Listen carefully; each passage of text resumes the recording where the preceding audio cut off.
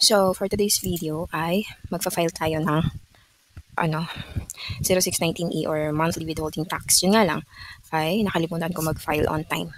So, the due date of February 2025 0619 issued was on March 10. So, 12 na ngayon.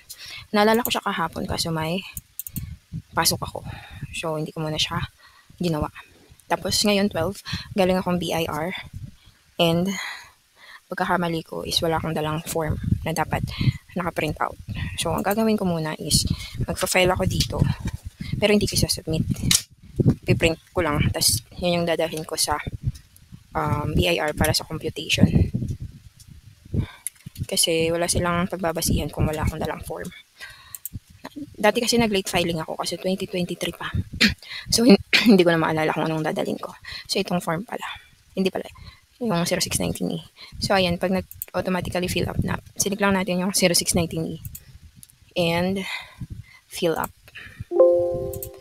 Dati, nung nag-late filing ako, ang binayaran ko ay 1.4 plus.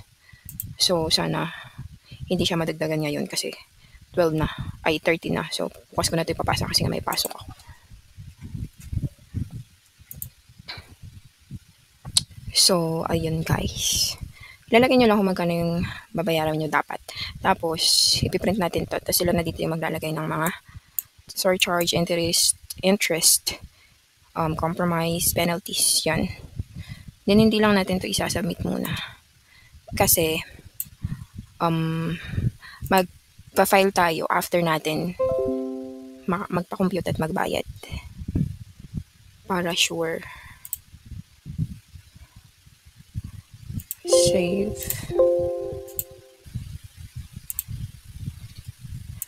Cancel print pala.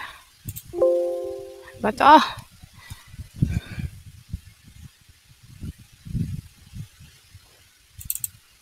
click lang natin yan para ma-save natin. Ito kaya, yan. 0619 E.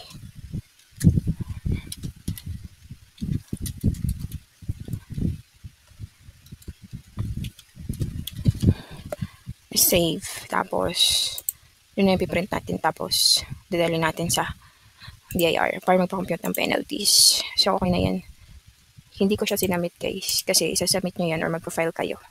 Pag meron ng computation at galing akong BIR and nagpa-compute ako ng penalties.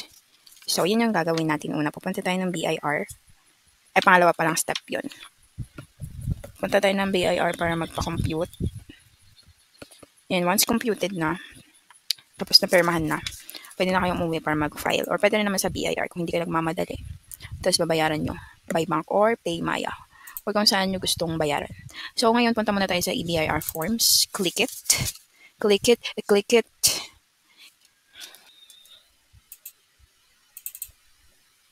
Di pinapansin, magulong kapaligiran.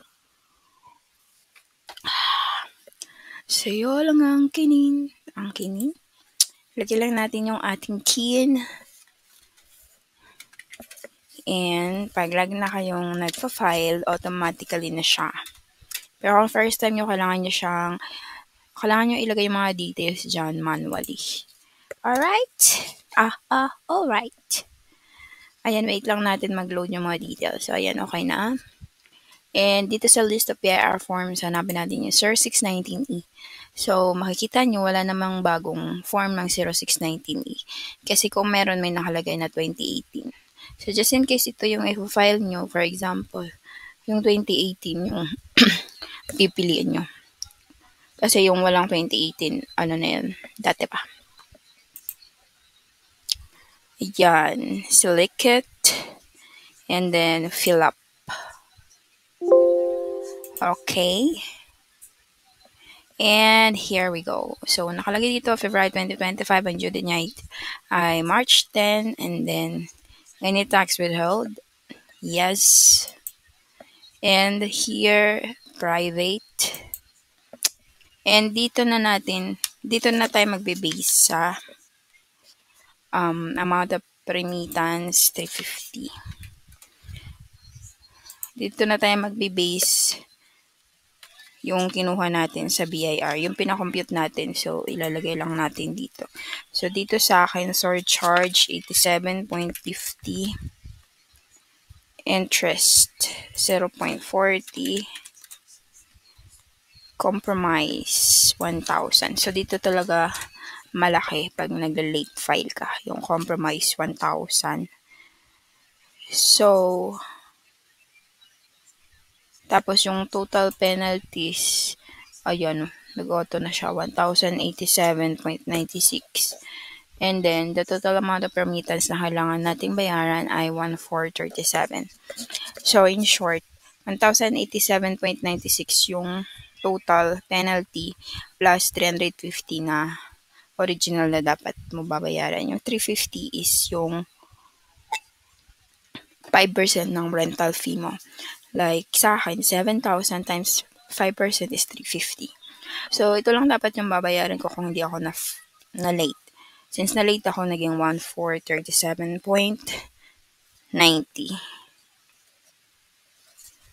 Wow.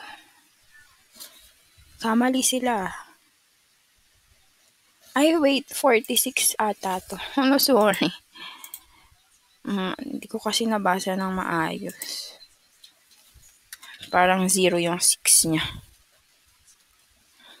So, yun guys. Make sure na tama yung nilalagay yung details based doon sa computation. Like sa akin, nagkamali ako. So, tama na siya. 1,437.96. Okay. Pag okay na yan, and na-make sure nyo na natama na yung details based doon sa computation from the BIR, validate. And then, okay. Pwede nyo na siya i-save din. Submit final copy. Okay. So, pag na-submit nyo na ito, pwede nyo na siyang bayaran. And then, i-attach nyo na lang yung computation from the BIR, yung final nyo at yung receipt ng payment. So, ayan, submit successful na siya. Okay. Close. Then, of course, kailangan may copy din tayo nito.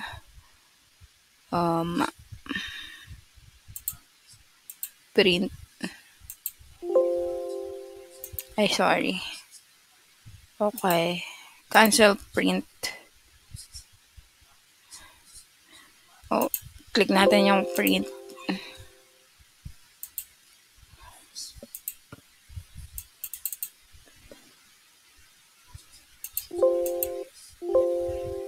Ano ba? Tapos ito. Double click lang natin. Para ma-save natin sa ating computer. Documents. So, ito. Tapos na ako sa January since February 10 yung due date yan. So, itong filing na to is for Feb 2025. Then, save. Ayan, makikita mo na yun sa document. And, please be advised as well na yung next filing ng withholding tax ay ano na siya, for March, which is ito na yung nasave ko kanina. Yung next filing ng withholding ay for month of March. So, that is considered as quarterly na.